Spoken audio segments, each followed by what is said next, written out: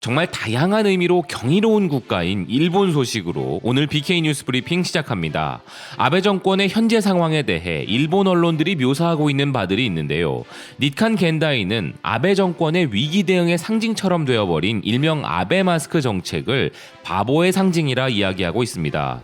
그런 아베가 기자회견을 열지 않고 책임 추궁을 피하고 있는 것에 대해서는 아베가 둥지 속에 틀어박혀 약 1개월간 나오지 않고 있다고 마이니치는 보도하고 있습니다. 이에 대해 일본 네티즌들은 직무유기라 비난하고 있는데 마그마그 뉴스는 이런 네티즌들의 발언을 인용하는 기사에서 대홍수와 팬데믹 상황에서 아무것도 하지 못하고 있는 아베 정권을 비난하고 있는데요. 그럼 아베는 지금 도대체 무엇을 하고 있는가에 대한 의문이 드는 가운데 일본의 리테라가 아베가 지금 무엇을 하고 있는지 밝혔습니다. 일본 국회가 폐회한 다음 날인 6월 18일 이후 자민당 간사장 스캔들이 터진 고투 캠페인에서 도쿄가 제외된 것에 대해 국민들에게 단 1분도 설명하지 않고 있는 그가 극우 잡지와의 인터뷰는 무려 1시간이나 진행한 것이 드러났다는 것인데요. 그 독점 인터뷰의 제목이 아베 총리 투쟁선언인데 아무리 생각해봐도 이는 투쟁선언이 아닌 도주선언이라며 비난하고 있습니다.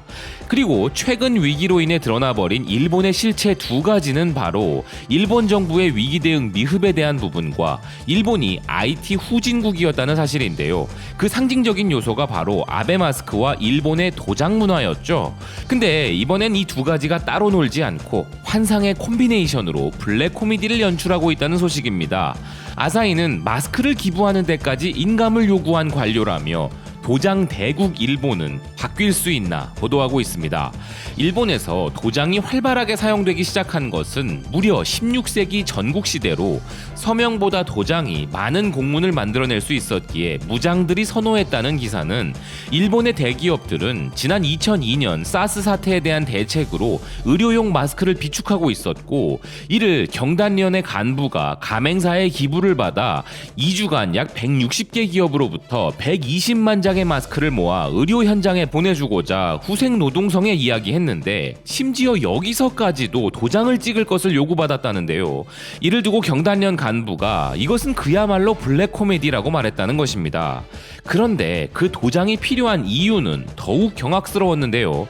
어렵게라도 의료 현장을 돕고자 마스크를 모아온 사람에게 마스크의 품질을 보증하라며 날인을 요구했다는 것입니다. 그들이 해야 할 일을 민간이 나서서 돕고자 함에도 참으로 놀라운 반응을 보이는 일본 정부 관료들인데요. 결국 경단련의 항의로 날인은 철회되었지만 이런 날인 관행이 없어지지 않는 것은 관공서가 이것을 요구하기 때문이라며 기업 측에서는 볼멘 소리가 나오고 있다는 것입니다. 그리고 아직도 정부의 온라인 처리는 전체의 12%밖에 안 되고 일본 종합연구소에 의하면 온라인으로 모든 수속을 완결할 수 있는 업무는 작년 3월 말 기준 약 8%뿐이라는 것입니다. 이렇게 일본 관련한 숫자들이 등장할 때마다 정말 깜짝깜짝 놀랄 수준인데요. 기사는 본문에서 대놓고 일본을 IT 후진국이라 칭하고 있습니다. 그리고 이번엔 일본 내부에서만이 아니라 국제적으로 경악할 만한 이야기도 있습니다. 일본의 고래잡이, 즉 상업적 포경 행위가 전 세계적으로도 비난을 받았으나 지난해 국제포경위원회를 탈퇴한 이후 일본은 대놓고 상업 포경을 하고 있는데요.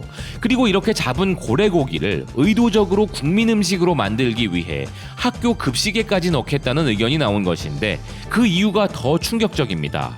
겐다이 비즈니스가 전하는 내용을 보면 의도적으로 이 고래고기를 국가 음식, 즉 온 국민이 즐기는 음식으로 만들기 위해서 자민당 간사장을 비롯한 자민당 보수 의원들이 나서고 있는데 이는 너무 현실과 동떨어진 생각이라고 비난을 받고 있다는 것인데요. 그리고 학교 급식으로도 고래고기가 남아돌게 되면 잔반 처리는 자위대가 하면 된다는 베테랑 자민당 의원까지도 있다는 것입니다. 그리고 이런 도무지 이해가 되지 않는 행동에 대한 이유가 더 환상적인데요. 원래 이 포경은 조사가 목적이라며 고액의 세금을 지원받아 진행해왔던 것인데 상업 포경이 시작된 이후로도 그것은 변하지 않았으며 오히려 대놓고 잡을 수 있게 됨으로 인해 고래고기가 남아돌게 된 것인데 그것도 학교 급식이나 자재나 자위대에 공급하여 세금을 기반으로 처리하겠다는 것입니다.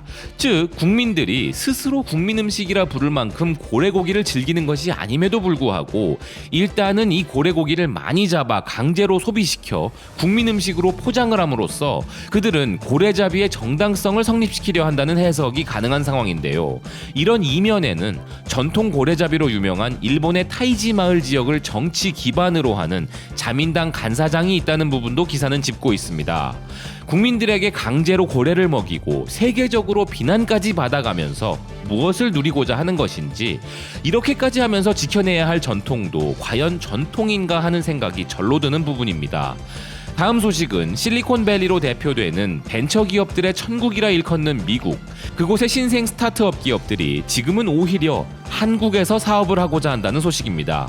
기업 투자 전문 매체인 크런치베이스는 미국의 신생 기업들이 팬데믹에서 성공적인 국가 한국을 바라보고 있다면서, 한국은 팬데믹과의 전쟁에서 승리한 나라이며 이로 인해 미국 스타트업들의 주목을 받게 되었고, 지금 대한민국은 자신들의 사업을 성장시키기를 열망하는 다국적 기업인들을 끌어모으고 있다 보도하고 있습니다.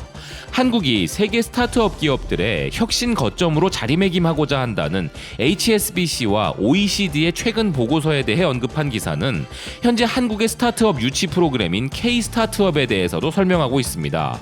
기사는 아울러 남미와 북미에서 팬데믹이 급증함에 따라 많은 나라들의 사업 운영이 중단되거나 대폭 축소되는 동안에도 한국 경제는 여전히 개방 상태를 유지할 수 있었고, 팬데믹에 있어서도 한국은 여전히 낮은 수치를 유지하고 있기에 아시아를 공략할 계획이 있다면 한국은 시장성을 테스트해보고 다른 지역으로 확장해 나가기에 좋은 장소라고 이야기한 미국 캘리포니아 팔로알토 소재 벤처 캐피털 기업 이그나이트 엑셀 벤처스의 창업 파트너 클레어 장의 말을 전했습니다.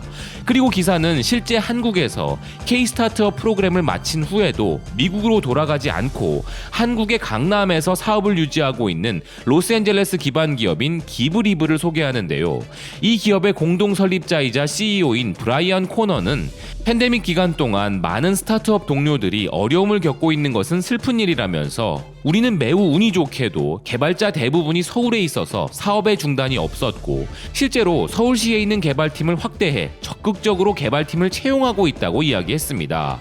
또한 로스앤젤레스에 본사를 둔 스트롱벤처스의 공동 설립자이자 관리 파트너인 존 남도 한국의 스타트업 생태계가 팬데믹 통제가 가능한 한국의 혜택을 받고 있다 이야기하고 있으며, 백야드 브레인즈라는 기업의 공동 설립자이자 최고 과학 책임자인 팀 마줄로는 K-스타트업 그랜드 챌린지를 마쳤지만 여전히 한국에 머물기로 결정했다 기사는 보도하고 있습니다.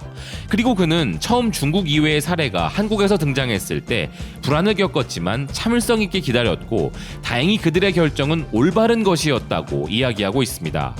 그렇습니다. 우리 대한민국을 믿었던 그들은 이런 해안을 갖고 있었으니 사업에서도 성공하리라 예상되는데요. K방역 관계자만이 아니라 K-스타트업 프로그램을 추진한 중소벤처기업부 및 관계자들의 선견지명 또한 칭찬받아 마땅하다는 생각입니다. 오늘 준비한 BK뉴스 브리핑은 여기까지입니다. 시청해주셔서 감사드립니다.